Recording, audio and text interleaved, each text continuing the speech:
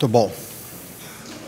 Bom a gente estar aqui juntos, mais uma vez, louvando a Deus, reconhecendo o Deus grandioso, maravilhoso que Ele é, e mesmo assim, entregando a sua vida por nós, nos permitindo ser humilhado, morto, mas está vivo. Isso nos garante a nossa salvação. Muito do que a gente cantou aqui tem a ver com a mensagem de hoje. Muito bom ver Deus conduzindo a vida de todos nós, né? O pessoal do louvor, enfim, a sua igreja amada, como nós cantamos aqui. Sétima mensagem, no Salmo 42.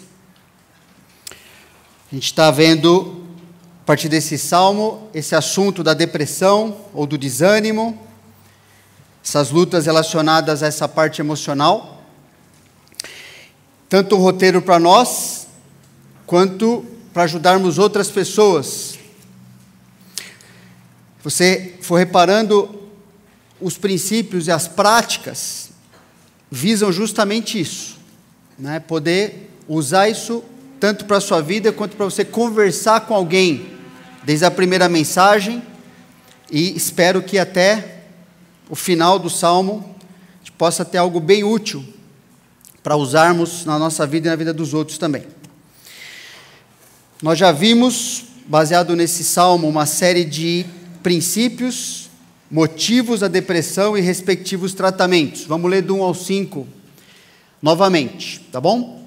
Como suspira a corça pela corrente das águas, assim por ti, ó Deus, suspira a minha alma. A minha alma tem sede de Deus, do Deus vivo. Quando irei e me verei perante a face de Deus? As minhas lágrimas têm sido meu alimento dia e noite, enquanto me dizem continuamente, o teu Deus, onde está? Lembro-me destas coisas, e dentro de mim se me derrama a alma. Que coisas, né? De como passava eu com a multidão de povo e os guiava em procissão à casa de Deus, entre gritos de alegria e louvor, multidão em festa. Por que estás abatido, ó minha alma? Por que te perturbas dentro de mim? Espera em Deus, pois ainda o louvarei, a Ele meu auxílio e Deus meu. E nós já vimos estes motivos e os tratamentos, só recapitulando, né? Versículo 2 trata de um distanciamento da adoração de Deus, e temos um tratamento para isso que já foi visto. Versículo 3 tem um outro motivo, que é a opressão dos inimigos. Versículo 4, saudade da comunhão cristã. E estamos no versículo 5, vendo esse princípio aí. O desespero humano enquanto distante da suficiência de Deus. E nós já vimos quatro coisas essenciais que uma pessoa enfrentando um desânimo, uma tristeza, uma depressão, enfim, precisa e pode fazer, e ela deve fazer, para que ela não seja dominada por esse desespero. Vimos já a pessoa, ela é capaz e precisa questionar a si mesma, também que ela é capaz e precisa buscar a Deus para ter esperança, também que ela é capaz e precisa querer viver para Deus, é o que a gente viu semana passada, é isso que ela precisa querer mais do que qualquer outra coisa, querer viver para Deus. E, finalmente, hoje, a pessoa é capaz e precisa conhecer a Deus e o que Ele prometeu na sua palavra, para a vida dela. Então, nesse finalzinho do versículo 5, né? Porque estás abatida, ó minha alma, porque te perturbas dentro de mim? Espere em Deus, pois ainda o louvarei. E esse final, a Ele meu auxílio e Deus meu. Então a gente vai concentrar hoje nessa quarta coisa essencial que uma pessoa precisa e pode fazer e deve fazer para que ela não seja dominada. Ok? A pessoa é capaz e precisa conhecer a Deus e o que Ele prometeu na sua palavra.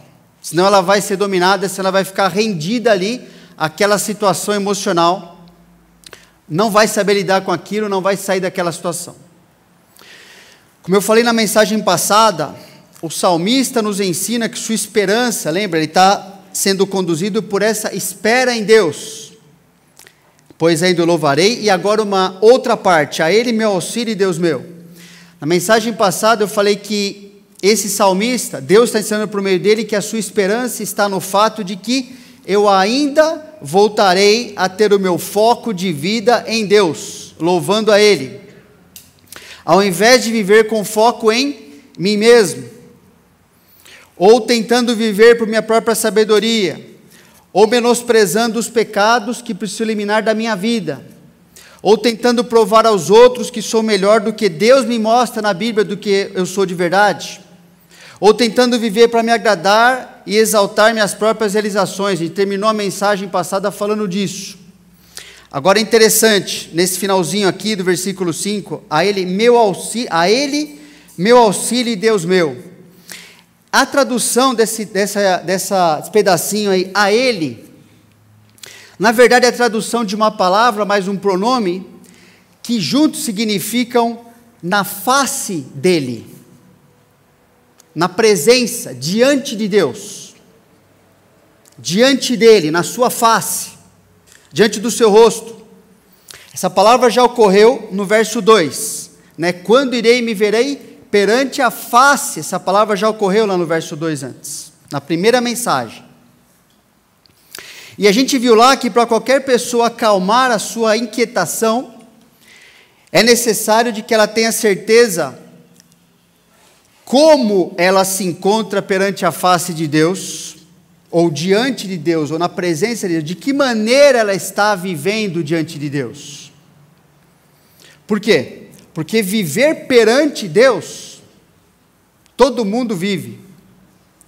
Não há nenhuma pessoa na face da terra que não viva diante de Deus, ou na presença de Deus.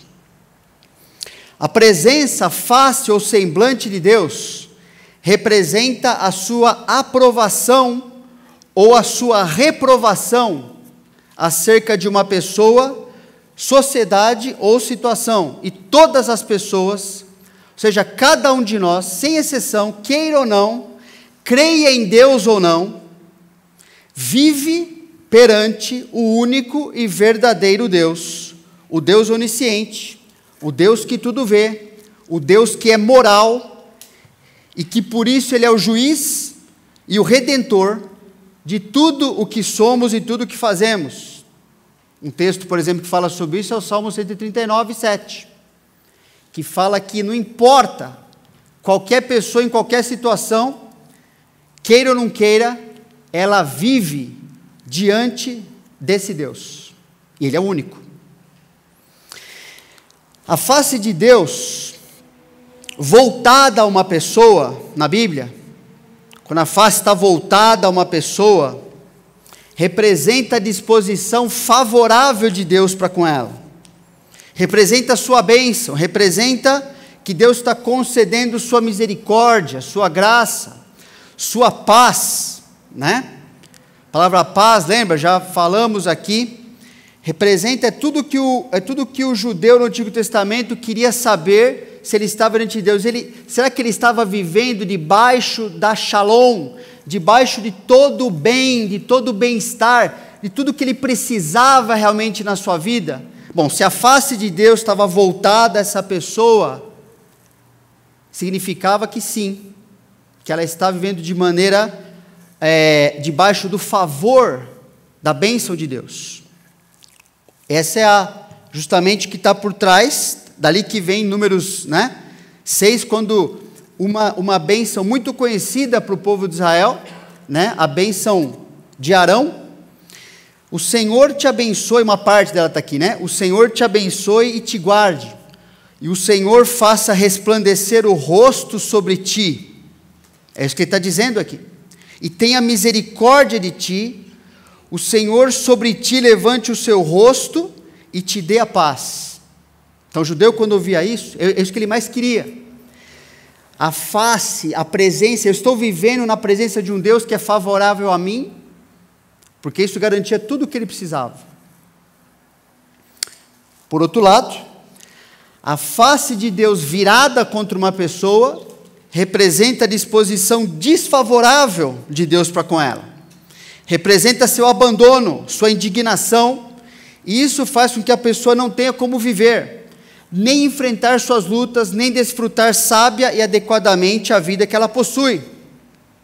Então, o Salmo 102 nos fala um pouquinho sobre isso. Tem muitos salmos de um lado, muitos textos de um lado e muitos textos do outro, tá bom? Da face favorável e também da face desfavorável. Mas esse aqui representa essa face desfavorável. Ouve, Senhor, a minha súplica, e cheguem a ti os meus clamores. Olha o que o salmista está pedindo. Não me ocultes o rosto, né? Não vire a face de mim, no dia da minha angústia. Inclina-me os ouvidos no dia em que eu clamar, dá-te pressa em acudir-me, porque os meus dias como fumaça se desvanecem, e os meus ossos ardem como em fornalha.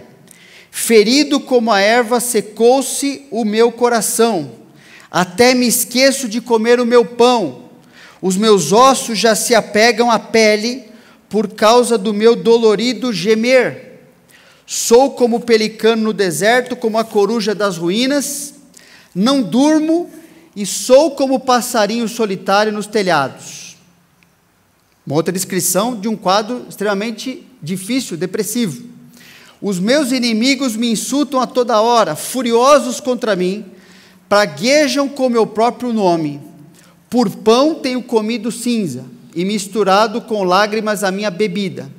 Por causa, a palavra aparece de novo aqui, na verdade é a face, ou na face da tua indignação e da tua ira, porque me elevaste e depois me abateste. Como a sombra que declina, assim os meus dias, e eu vou me secando como a relva. Então o salmista aqui no Salmo 42, e esse outro exemplo, né? Está dizendo que ele tinha esperança porque ele via a face de Deus em relação a ele. E isso está junto com outra expressão que também está no Salmo 42:5. Ele fala o quê? Ele fala o que a respeito de Deus em relação a ele? Meu auxílio, né? Essa é outra palavra. E essa palavra aqui, na verdade, é uma forma da palavra hebraica Yeshua, o meu Salvador.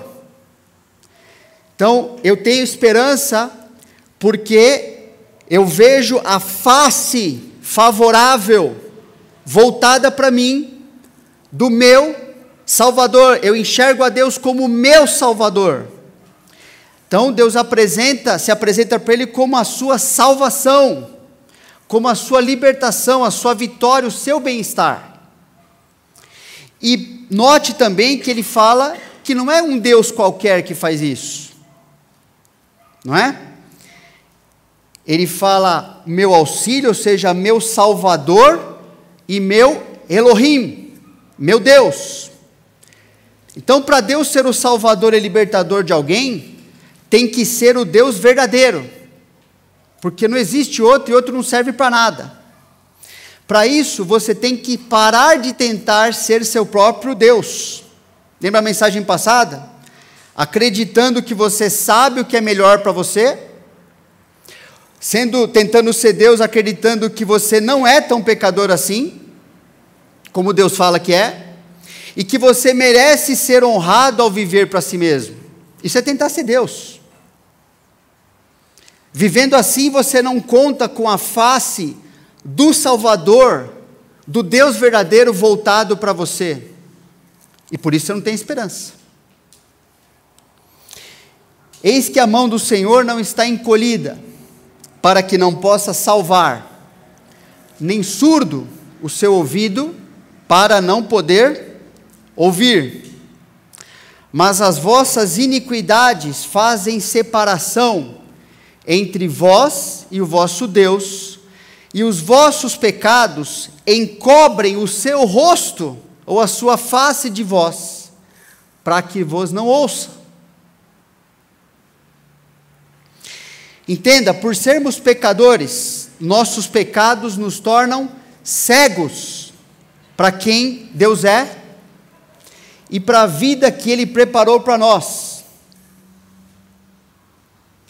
Nós não vemos Deus como Ele se apresenta, porque nós somos pecadores, e os nossos pecados nos cegam, nos impedem de enxergar a Deus, de ver esperança em Deus. Por isso o ser humano busca qualquer coisa, menos Deus.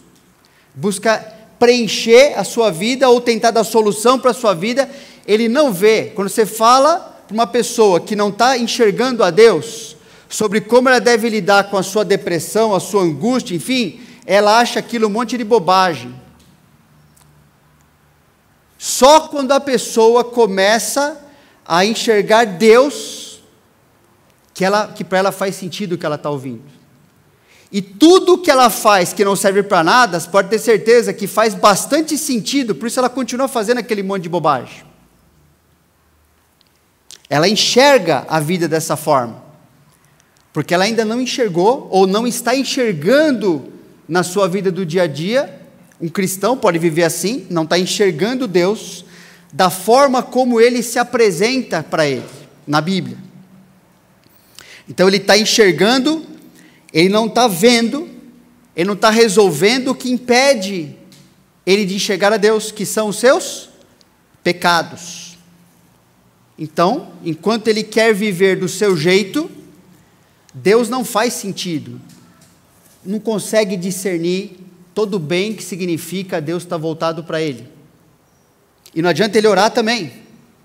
O versículo está falando aqui, que Deus não vai ouvir a pessoa que não o enxerga da forma como ele se apresenta na Bíblia. Não adianta ficar orando desesperado, se você não conhece, se você não enxerga esse Deus.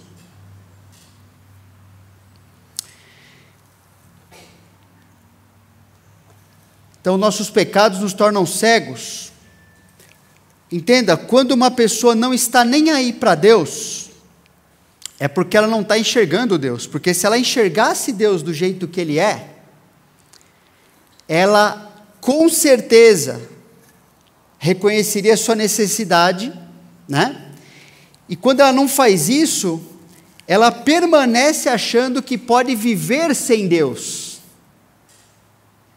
porque ela não enxerga nada, ela só enxerga a sua visão limitada em si mesma, na experiência dos outros, na sociedade que ela vive. Ela acha que toda a realidade é definida pelos seus olhinhos, que não enxergam a Deus, como Ele precisa ser visto por essa pessoa. Então Deus, percebe por meio do salmista, juntando tudo isso aqui no versículo, finalzinho do versículo 5, por meio do salmista está nos ensinando a essência do Evangelho, por meio de uma situação difícil. Ou seja, a nossa esperança não se baseia na mudança da situação externa, né? Eu estou passando por isso, então se a hora que isso mudar, vai estar tudo bem comigo. Não, não se baseia nisso.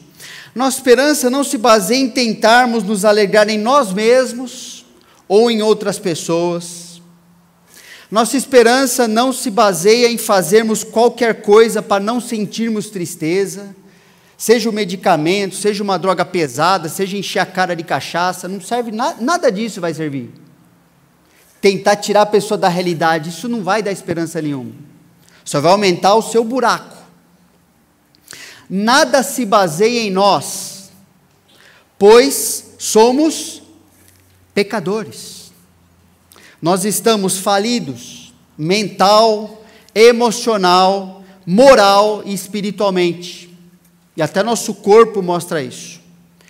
Estamos falidos perante o único e verdadeiro Deus, pois somos transgressores, culpados perante os critérios absolutos da sua lei, que se nós vivêssemos dessa forma, a nossa vida teria uma outra qualidade, mas nós somos pecadores, nós somos transgressores por essência.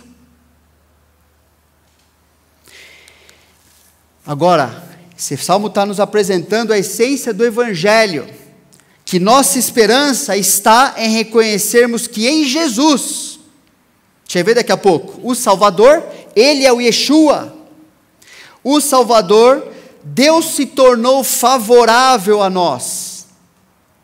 É em Jesus que Deus mostra a sua face favorável ao ser humano.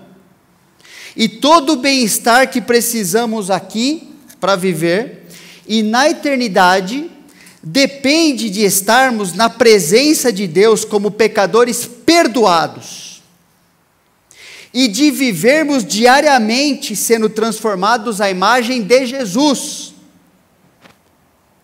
pois é isto que nos dá a certeza de que em qualquer situação Deus está conosco e nos tratando de maneira favorável em seu amor, misericórdia, graça e paz.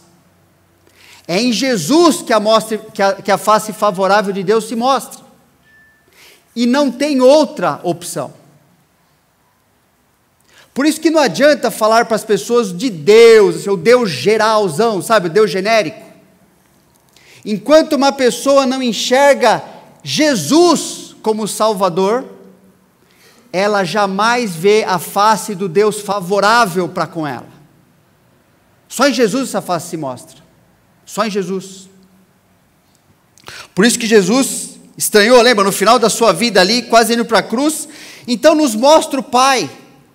Falou, olha para mim, eu estou vivendo aqui, eu sou a glória do Pai entre vocês. Eu estou aqui 30 e tantos anos vivendo, mostrando o Pai, mostrando a face favorável para aquele que crê. Então o tratamento inicial é esse. Ir a Jesus para ser perdoado por Deus. Olha que interessante esse trecho. Porque Deus que disse, das trevas resplandecerá a luz. Ele mesmo, Deus, resplandeceu em nosso coração para iluminação do conhecimento da glória de Deus, aonde? Em quem? Na face de Cristo. Isso está no centro de Paulo pregando o Evangelho em 2 Coríntios. Paulo está apresentando aquilo para aquela igreja novamente, e para nós, né? Todo mundo, na verdade, que tem acesso à sua palavra, mostrando que Deus fez algo, sabendo a nossa situação como pecadores das trevas, falou assim, eu vou mandar meu filho, e quem enxergar o filho, da forma como o filho se apresenta, como Yeshua, como Salvador, sai das trevas, porque é Ele que eu escolhi, para iluminar todo ser humano, percebe? É isso que é esse o entendimento que você tem que ter quando você lê o Evangelho de João. Deus só pode ser visto quando olhamos para Jesus. Deus só pode ser visto pelo ser humano quando olhamos para Jesus. Por isso toda aquela bobagem, sabe, não funciona assim, todos os caminhos levam a Deus. Deus só pode ser visto em Jesus Cristo. A face favorável que o ser humano precisa só pode ser vista em Jesus. Mas uma vez que vemos a salvação em Jesus, somos iluminados pela face favorável do Pai, e a nós, desde agora e para sempre. Então essa é a essência do Evangelho que salva. Por isso que João escreve, desde o começo, nessa questão da luz, do homem está nas trevas e precisa ver a luz de Deus em Cristo. A vida estava nele. Está falando de quem? Jesus. E a vida era a luz dos homens. A luz resplandece nas trevas e as trevas não prevaleceram contra ela. A luz é muito superior, é muito mais poderosa do que as trevas que o ser humano se meteu. A saber, versículo 9, a verdadeira luz que vinda ao mundo ilumina todo homem. O verbo estava no mundo. O mundo foi feito por intermédio dele, mas o mundo não o conheceu. Veio para o que era seu, e os seus não o receberam. Mas a todos quantos o receberam, deu-lhes o poder de serem feitos filhos de Deus, a saber, os que creem no seu nome, que veem em Jesus o Salvador, os quais não nasceram do sangue, nem da vontade da carne, nem da vontade do homem, mas de Deus.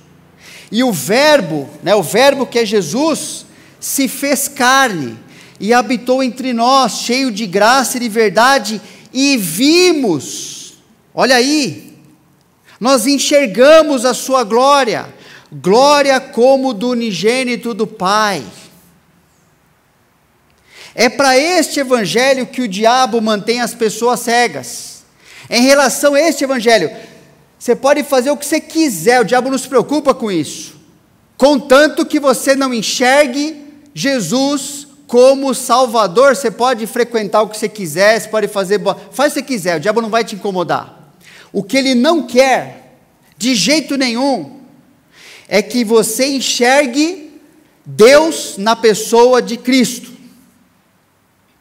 Jesus, você não enxergue Jesus como Deus que precisamos enxergar para sermos salvos, o qual torna a face de Deus favorável a nós, e o que torna nós, uma vez que nós olhamos, somos iluminados, somos salvos por Deus, por Jesus, nós nos tornamos cada vez mais agradáveis a Ele também. Por isso aquele versículo que a gente leu antes, mas vamos ler esse trecho aqui que é importante. Mas se o nosso evangelho ainda está encoberto, é para os que se perdem, para os perdidos que está encoberto, nos quais o Deus desse século cegou o entendimento dos incrédulos, para que lhes não resplandeça a luz do evangelho da glória de Cristo, que eles não vejam que em Cristo nós vemos a Deus, o qual é a imagem de Deus. Porque não nos pregamos a nós mesmos, mas a Cristo Jesus como Senhor, e a nós mesmos como vossos servos, por amor de Jesus. Para aquele versículo que a gente leu antes. Porque Deus que disse, das trevas resplandecerá a luz, Ele mesmo resplandeceu em nosso coração, para a iluminação do conhecimento da glória de Deus, na face de Cristo.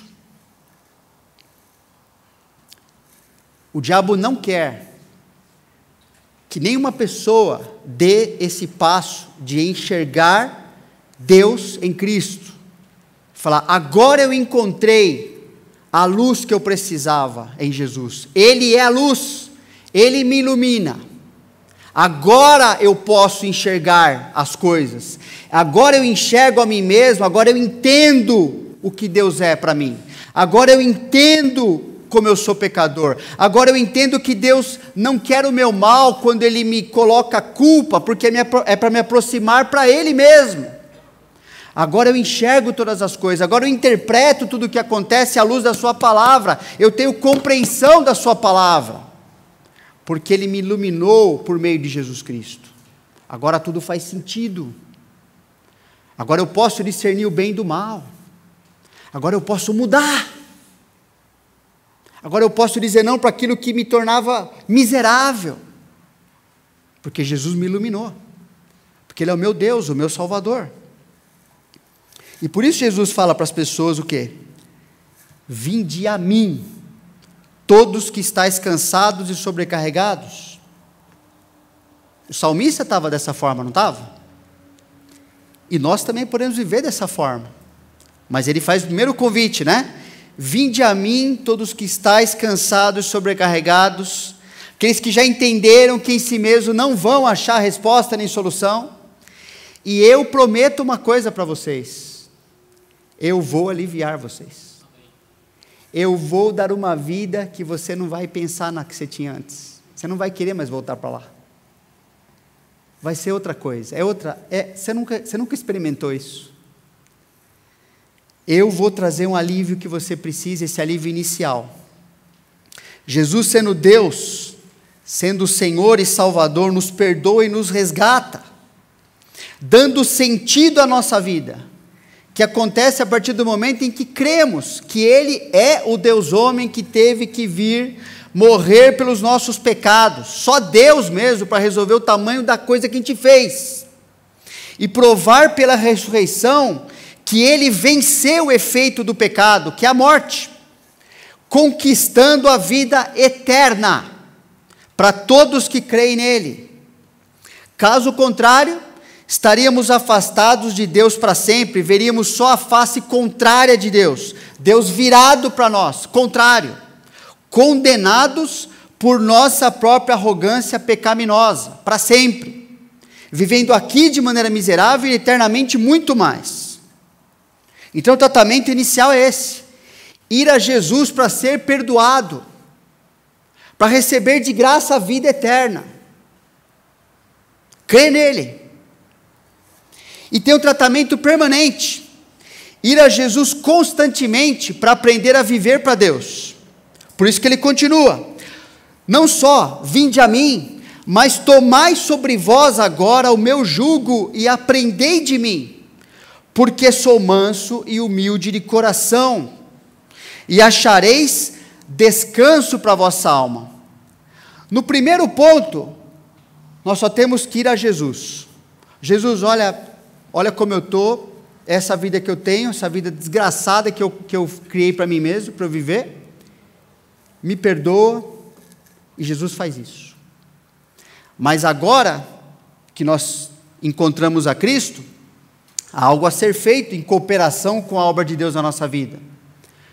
Aprendei de mim, tomai sobre vós o meu jugo e aprendei de mim. E aí você vai achar descanso para a sua alma todo dia, se você aprender a viver como Ele quer. Então significa, uma vez que eu agora vi a luz, significa que agora eu vou aprender a andar na luz todo dia. Significa ter todo o nosso caráter transformado perante Deus e perante os outros também. Porque eu pequei não foi só contra Deus, eu estraguei a vida de muita gente, outras pessoas pecaram contra mim, eu reagi errado também, não sei lidar com aquilo, eu preciso agora aprender a viver como em todos os aspectos. E aprender a viver com Deus é o que nos traz descanso verdadeiro, ao invés da soberba, que é tentar viver como se nós fôssemos independentes dele e autossuficientes. Então, à medida que aprendemos a viver como Jesus viveu, e como é que Jesus viveu? A gente aprendeu na pregação de semana passada, né? O que Jesus fazia quando enfrentava qualquer coisa? Ele usava o quê? A palavra de Deus. Nós somos transformados se a gente faz assim. E sendo transformados parecidos com Jesus. Jesus, mesmo sendo humano como nós, e sofrendo mais do que todos nós, viveu uma vida perfeita, venceu o pecado, e pode nos socorrer em toda e qualquer situação presente, em qualquer situação do passado, mas que continua tendo efeito presente na nossa vida, e garantindo o nosso futuro com Ele. Aprender a viver com Jesus é aprender a lidar com tudo isso. E é por meio da obediência à palavra de Deus que demonstramos que Deus é o Senhor das nossas vidas. Não é por falar que Ele é o Senhor, não é por cantar que Ele é o Senhor. Não é porque se Ele na Bíblia que Ele é o Senhor, que de fato Ele está sendo o Senhor. É por obedecer à palavra deste Senhor. Nós que fomos iluminados. E esse bom caminho para aprendermos a viver, nos traz os bons resultados de vivermos para Deus. Mas o desprezo à sua palavra é um desprezo à sua pessoa. E o que sobra são as consequências dos nossos próprios pensamentos. A ilusão de acharmos que Deus aceita ser cultuado por quem o rejeita como Senhor. E lembra que culto não é domingo, gente, já falamos disso. Culto é viver todo dia. Não é? Então olha o trecho que esclarece de onde Jesus tirou o que Ele falou, que acharei descanso. Qual a relação do descanso e obedecer à palavra de Deus? Uma relação direta, né? Jeremias: assim diz o Senhor, ponde-vos à margem no caminho e vede, perguntai pelas veredas antigas, qual é o bom caminho? Andai por ele e acharei descanso para a vossa alma. Mas eles dizem, não andaremos. Também pus atalaia sobre vós, dizendo, estai atentos ao som da trombeta, mas eles dizem, não escutaremos. Portanto, ouvi, ó nações, informa-te, ó congregação, do que se fará entre eles. Ouve tu, ó terra, eis que eu trarei mal sobre esse povo. Qual é o mal? O próprio fruto dos seus pensamentos, porque não estão atentos às minhas palavras e rejeitam a minha lei. A falta de descanso tem a ver com isso aqui, ó. Não querem saber da minha palavra, rejeitam, não obedecem, não é coisa importante. Ele já tem os seus próprios pensamentos para viver, então não tem descanso. É isso que acontece. É uma escolha. Para que, pois, me vê o incenso de Sabá e o melhor da cana aromática de terras longínquas? Olha que coisa linda. Os vossos holocaustos não me são aprazíveis, e os vossos sacrifícios não me agradam. Porque o que agrada a Deus é o que faz com que a face de Deus esteja voltado para nós, agradável, nos abençoando, vivendo uma vida adequada perante Ele, é sermos aceitos em Jesus e vivemos como Jesus viveu, que significa aprender a obedecer. Não é ouvir pregações, ensinos, torto a direito por aí. É pegar aquilo que a gente ouve e praticar. É isso que Deus falou. Esse é o bom caminho. Esse é o caminho antigo e sempre eficaz, de fazer com que a gente tenha descanso para a vossa alma, para a nossa alma. Quando a gente sofre, achamos que o que a gente mais precisa é alívio. Mas Deus ensina que o que mais precisamos é de transformação. Porque nós somos pecadores, que precisam viver como Jesus. De mudança de caráter, na direção de ser semelhante ao caráter do Senhor Jesus. Se a nossa necessidade maior fosse a ausência de problemas ou alívio do sofrimento, a gente nem precisa passar por nada não, pessoal. Mas Deus ensina que o próprio sofrimento, tal como planejado por Deus, apresenta seu alvo, que é o aperfeiçoamento do caráter do cristão. Porque nós precisamos ser como Cristo. Para nós vivermos descansando na nossa alma, e para mostrarmos para as pessoas que eles também podem ter descanso na alma se eles seguirem a Cristo.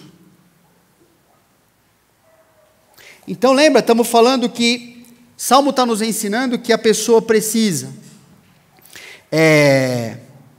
tanto conhecer a Deus, quanto conhecer a sua palavra, as promessas da sua palavra. Então tem um exemplo final aqui para a gente entender isso também. Aquele trecho famoso de Tiago, né, que fala do sofrimento, da tribulação. Meus irmãos, tende por motivo de toda alegria o passardes por várias provações. Será motivo de toda alegria passar por várias provações? Ele vai explicar, vai prometer certas coisas, sabendo que a provação da vossa fé, uma vez confirmada, produz perseverança. Ele vai prometer ainda outra coisa. Ora, a perseverança deve ter ação completa, para que sejais perfeitos e íntegros, em nada deficientes. Então vamos ler do final, do versículo 4, para o começo, para o versículo 2. Lendo do final para o começo. O alvo do sofrimento é o nosso aperfeiçoamento completo, que acontece à medida que aprendemos a resistir, enquanto a transformação não acontece. É o que ele está falando no versículo 4. Ora, a perseverança deve ter ação completa, para que sejais perfeitos e íntegros e nada deficientes. Então, o alvo dos... Por que eu posso ter alegria no sofrimento? Porque Deus me promete algumas coisas. Essa aqui, que é a mais importante, né? Ele promete que se eu perseverar naquele sofrimento que Deus preparou para mim, não foi por acaso, não aconteceu sem querer. Deus está me aperfeiçoando. E para esse aperfeiçoamento ser completo, ele acontece à medida que eu aprendo a resistir, a perseverar, a viver biblicamente enquanto aquilo não terminou aquele processo. Não desistir. Então não tenta medir sua situação por meio dos seus sentimentos, porque você vai se enganar toda hora. Você vai sentir que você já fez o que devia fazer, você vai sentir que já devia ter acabado a aprovação que devia ter acabado já, você vai sentir que ninguém passa por isso, só você vai ter um monte de besteira. Não tenta medir sua situação por meio dos seus sentimentos, mas por meio da maturidade alcançada. Será que eu já alcancei naquela situação ali o que Deus quer para mim? Essa é a medida, que é demonstrada pela vitória sobre algum pecado específico, que antes você usava como desculpa para viver do seu jeito, e não do jeito de Deus. Enquanto aquilo não acontece, o processo não terminou. Fica tranquila, Deus está trabalhando. Então, a prática: rejeite as fugas emocionais, que o desviam de perseverar nas mudanças de caráter necessárias para você. Para mim também. Então, a pessoa que está sofrendo, ela, em vez de buscar, gastar seu tempo, sua vida para aprender a obedecer, ela vai tentar se encher de lazer, de entretenimento, vai tentar comprar um monte de bugiganga que não precisa, vai tentar usar o seu tempo para si mesma, seus recursos, as pessoas, e vai tentar usar tudo, porque essas coisas, elas nos dão sentimentos enganosos, elas criam para nós formas de prazer que servem como desculpas, para a gente continuar iludido num bem-estar passageiro, temporário ali, ao invés de nos concentrarmos no dever, na obediência que precisamos perseverar para mudarmos de verdade. Essas coisas nos enganam bastante, é fácil.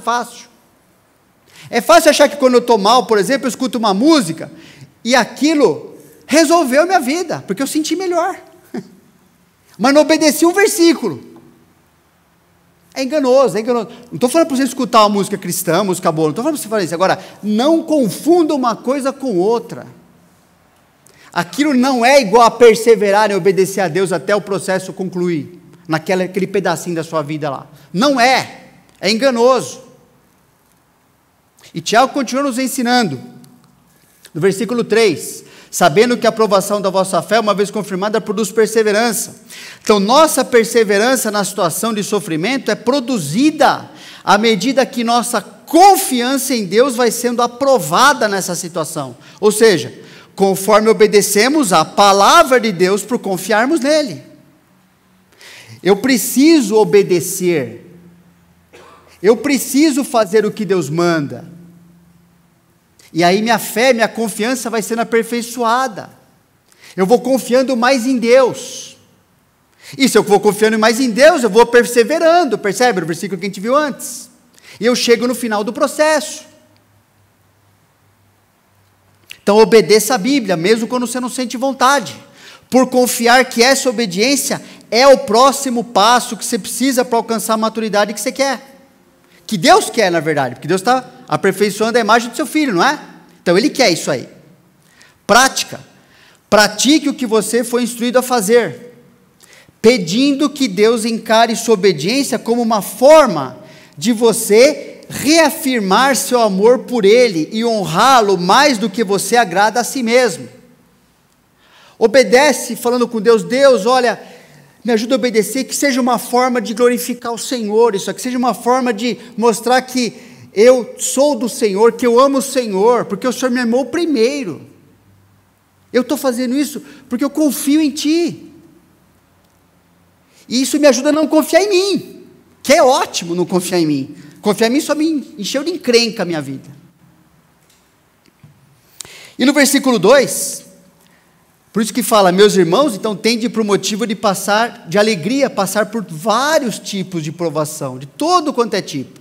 Então o cristão tem incentivo verdadeiro, por causa dessas outras coisas que a gente já viu, para se alegrar nas provações, porque ele confia que quanto mais provações ele enfrenta, mais expectativa de transformação do seu caráter, sendo exatamente isso que ele mais deseja. O cristão deseja isso, o cristão não está nem aí para isso, mas o cristão é isso que ele quer, pois sabe que foi para isso que Deus o salvou. Não foi para isso? O evangelho pregado para as pessoas, fala assim, ó, o evangelho não é aquele evangelho assim, ó, Jesus vai te perdoar, vai te salvar para você ter uma vida, para você continuar vivendo para si mesmo, não. Paulo falou que ele se afatigava, em Colossenses 1, 28 e 29, ele se afatigava pregando para todo mundo, para que todo homem chegasse ao ponto de ser perfeito em Cristo. Esse é o padrão. Perfeito em mim mesmo? Mim mesmo só problema. Mim mesmo só pecado. Cristo não. Cristo é diferente. Então busque a Deus com mais expectativa do que sentir alívio na situação, por confiar que Ele preparou essa situação na sua vida, com o único objetivo de fazer com que você se torne ainda mais agradável a Ele, e assim você conte ainda mais com seu favor na sua vida. Então estuda a Bíblia, procurando enxergar a Deus como o grande benfeitor da sua vida. Ele é o benfeitor, Ele é o responsável por todo o bem que você realmente precisa para viver. Não você, não eu com as minhas brilhantes ideias. Deus é, a sua palavra é. Então por isso que no sofrimento, se a pessoa confia em Deus, e que o melhor para ela é aprender a viver com Deus por meio da Bíblia, fizer isso mesmo, ela deseja ser transformada mesmo. É isso que ela quer. E enquanto a pessoa vai sendo transformada, ela também conta com a boa vontade de Deus, que a abençoe seu modo de pensar e viver. Porque Deus não vai abençoar outra direção, pessoal. Isso Deus não vai fazer. Deus vai abençoar o que Ele colocou na Bíblia. Sermos parecidos com o seu Filho, e a gente chega lá por meio da obediência ao seu Filho. E quando ela vai vivendo assim, ela enxerga a sua situação do ponto de vista que Deus quer, do ponto de vista de Deus, na verdade. Ela também aceita que Deus tem um propósito bom, mesmo numa situação ruim que acontece na vida dela. Ela também entende que o propósito mais importante é aproximar essa pessoa dele mesmo e da transformação do caráter que ela precisa. Ela também vê vantagem em obedecer a Deus, porque vê que a melhor coisa que pode lhe acontecer é a transformação do seu caráter. Não é alívio, não é passar a situação, não é isso. Eu quero aproveitar, eu quero que minha vida mude do ponto de vista de Deus. E não alívio imediato ou desperdiçar o processo que Deus está usando para transformar a vida dela. Então ela obedece mesmo. E essa confiança é o que a leva a experimentar o favor e o poder de Deus para enfrentar aquela situação. E ela confia em Deus ao ponto de ser grata e ter alegria. Obrigado por essa aprovação, porque ela me transforma. Se eu viver biblicamente, ela me transforma. Eu vou crescer, pois aproveitou aquela situação que ela não podia controlar. Consegue controlar alguma situação externa? Você não consegue controlar a aprovação quando ela vem. Mas ela podia concentrar e controlar as mudanças, ou seja, ela podia obedecer a Deus. Isso ela pode fazer. Então esse é o foco. Eu, porém, na justiça, na transformação de vida, em ser o que Deus preparou para eu ser, contemplarei a tua face. Quando o processo termina, quando acordar, eu me satisfarei com a tua semelhança. É isso que uma pessoa precisa querer, é isso que um cristão quer. Amém? Senhor, obrigado por Jesus, por Ele ter vindo a esse mundo, viver, morrer, ressuscitar, para mostrar a tua face favorável ao pecador, para nos dar uma vida eterna, uma vida nova, que significa conhecer a Deus. Obrigado, porque o Senhor nos dá toda a capacidade de, em Jesus, recebermos a salvação e recebermos diariamente a transformação que nós precisamos à medida que nós obedecemos à palavra do Senhor Jesus. Vivemos como Ele viveu. Buscamos em Ti o recurso que a gente precisa para ser transformado. Ajuda a mim mesmo e cada um aqui a entender, coloca na nossa mente, o nosso coração, impregna a nossa mente dessa verdade, que a gente não consiga pensar de outra forma. Porque se a gente pensar de outra forma, a gente vai buscar outra forma de viver, que em nada vai nos servir e que vai gerar ainda maior frustração para a nossa vida. Mas se fizermos o que o Senhor coloca aqui na Tua palavra, nós acharemos com certeza descanso para a nossa alma mesmo em qualquer tribulação. E é o que nós te pedimos e agradecemos em Jesus. Amém. Intervalo.